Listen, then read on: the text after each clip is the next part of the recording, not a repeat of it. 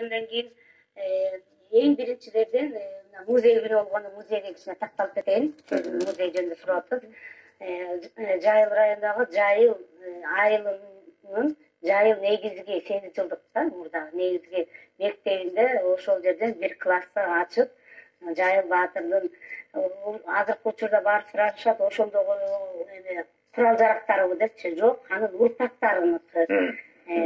Анан ошондон сүрөттөрдү, тарыхтарды жазып, мектепте, ошол мектепте азыр Жайыл баатырдын урпагы Оморов Адылбек негиздеп ачылган. Андан кийин азыркы учурда азыр офис болуп калды. 2006-жылы Сосновский жанагы поворотто Кара Балта шаарында анда дагы эстелик менен анан жанагы музейи да ачылган. Эң биринчи үч кошкондун анын кылычы менен болчу, анын аты жок. Анан кийинки 3-чү азыркы музей, 3-чү музей. Ал музей 2012-жылы Жайыл баатырдын Асан атанын урпагынан тараган.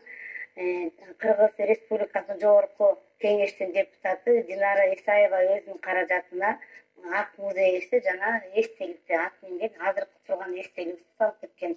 Андан бурукку эстеликти Кара Балта шаарында Жайыл баатыр атындагы 12-чи орто мектеп бар. Ошол мектептин жанына ошол жерге эң биринчи эстелигибизди ошол жакка которгонбуз. Андан тышкары 2006-жылы багы изилдеп, коом изилдеп атат. Мында эч кандай мамлекет жок, Жайылдын урпактары изилдеп Казакстандагы Мерке шаарында коюлган экен. Балдар Үсөн Теке менен баатырларча. Анан ал жакта дагы биздин эстелигибиз бар да, баягы эстелик коюп, аны дагы Жайыл баатырдын урпактары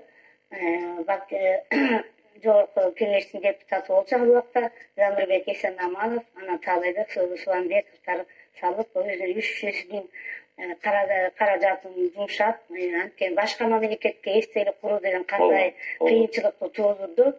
Бирок урпактары ошол аракеттин баарын көтөрүп, туруштук баары көрүштөн коюлду. Меркеге Өлүм жазасына тартылбады эле Жайыл баатыр, баягы уулдарынын Жайыл кыргыны деп аталып калбады эле. Анан 300 жылдыгын дагы өткөрүлдү 2006-жылы. Ошол менен Жайыл ата коомунун аңгы убакта жаш болчу, азыр бардык ошол адамдардын баары аксакал болуп, көбүрөөк көзүрүп кетти, 80ден ашып калды. Анан биз көбүнчө тарыхка, эч кандай биз жанагындай политика жаман башка немелерге эмес, биз тарыхыбызга кичине билип калалык. Ошо аксакалдардын оозунда кандай кеп ал убакта